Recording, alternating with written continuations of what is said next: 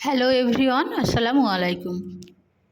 আজকে আমি আপনাদের সঙ্গে শেয়ার করতে এলাম একদম ঘরোয়া উপকরণে খুব সিম্পলভাবে কিভাবে সুস্বাদু চিকেন রান্না করা যায়।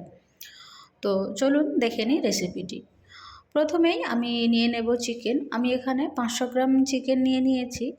দিয়ে দিচ্ছি লবণ 1 চা চামচ, হলুদ গুঁড়ো 1 চা চামচ, আর লাল লঙ্কার গুঁড়ো দেব 1 চা চামচ, আদা এবং রসুনের পেস্ট দেব 1 চা চামচ, আর লেবুর রস দেব আমি 1 চা চামচ।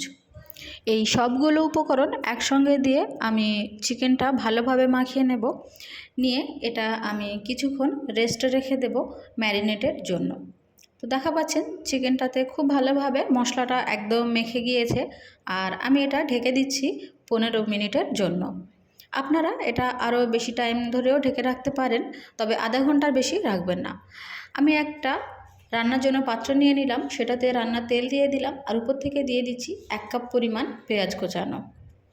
আমি এখানে পেঁয়াজটা ছোট ছোট কিউব আকারে কেটে নিয়েছি, আর দেখা পাচ্ছেন আমি এখানে 1 কাপ পরিমাণেই পেঁয়াজ ব্যবহার করেছি। এখানে একটু পেঁয়াজটা বেশি পরিমাণেই ব্যবহার করবেন, যেহেতু এই চিকেনটা কষা হবে, এটাতে আলু দেব না, সেহেতু পেঁয়াজের পরিমাণটা একটু বাড়িয়ে নেবেন।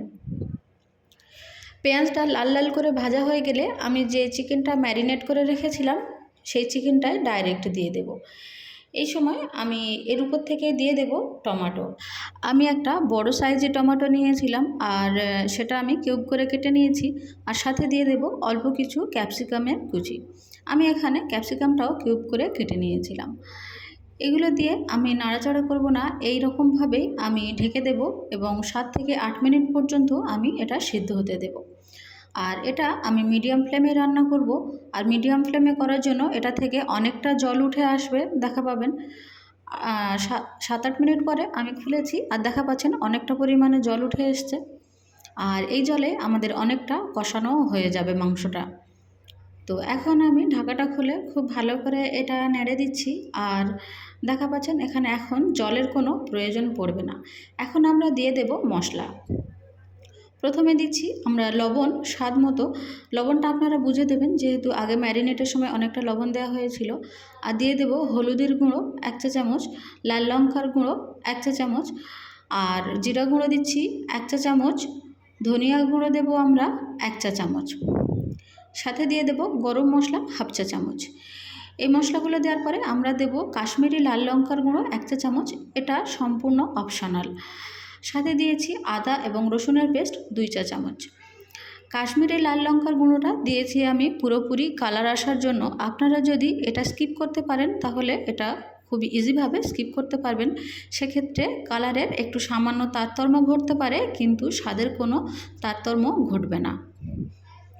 তো সবগুলো উপকরণ দেওয়া হয়ে গেলে আমি খুব ভালোভাবে মশলাটা চিকেনের সঙ্গে মাখিয়ে নিচ্ছি। নিয়ে আমি আরও একবার ঢেকে দেব 5 থেকে 6 মিনিটের জন্য। তো দেখা পাচ্ছেন আমি এখন জলের কোনো রকম ব্যবহার করিনি, আর 5 থেকে 6 মিনিট পরে আমি খুললাম। দেখা পাচ্ছেন অনেকটা জল উঠেছে, আর চিকেনটা থেকে অনেকটা পরিমাণে তেল ছেড়েও দিয়েছে, আর দেখতে এটা খুবই লোভনীয় লাগছে। তো 5-6 মিনিট পরে আমি কড়াইয়ের ঢাকনাটা খুললাম, আর খুলে এখন আমি চিকেনটা খুব ভালোভাবে নেড়ে দিচ্ছি। আর খেয়াল রাখবেন যেন চিকেনটা কড়াইয়ের গায়ে লেগে না যায়। আমার চিকেনে যেহেতু অনেকটা পরিমাণে জল উঠেছে, সেহেতু কড়াইয়ের গায়ে লেগে যায়নি, আর খুব ভালোভাবে ওই চিকেনের জলেই ওটা সিদ্ধ হয়ে যাচ্ছে।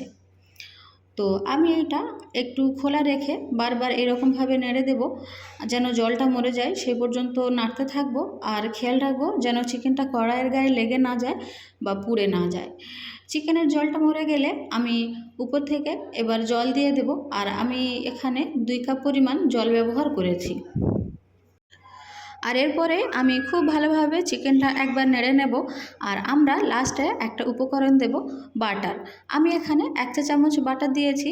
বাটার দেওয়ার জন্য খুব ভালো একটা স্মেল আসবে। যারা বাটার পছন্দ করেন তারাই বাটার দেবেন, আর যারা বাটারের স্মেল পছন্দ করেন না তারা এটা স্কিপ করতে পারেন, কিন্তু বাটারটা দেওয়ার জন্য খুব একটা রিফ্রেশিং স্মেল আসবে। তো এখন আমি এটা ঢেকে দিচ্ছি 10 মিনিটের জন্য, আর এই সময় ওভেনটি হাই ফ্লেমে রাখবেন। যেহেতু এটা অনেকটা সিদ্ধ হয়ে গিয়েছে, আমাদের খুব বেশি সময় আর লাগবে না। তাই জলটা দেওয়ার পরে আমরা ওভেনের ফ্লেমটা হাই করে দেব, আর আমাদের রান্নাটাও খুব তাড়াতাড়ি হয়ে যাবে। তো এখন আমি ঢাকাটা খুলছি, আর ঢাকাটা খুলে দেখা পাচ্ছেন অনেকটা এটাতে এখনও ঝোল আছে। আর এত খুব বেশি ঝোল আমি রাখবো না, আমি ঝোলটা আরও একটু মারবো। উপর থেকে আমি খুব সামান্য পরিমাণে ধনেপাতা ছড়িয়ে দিলাম।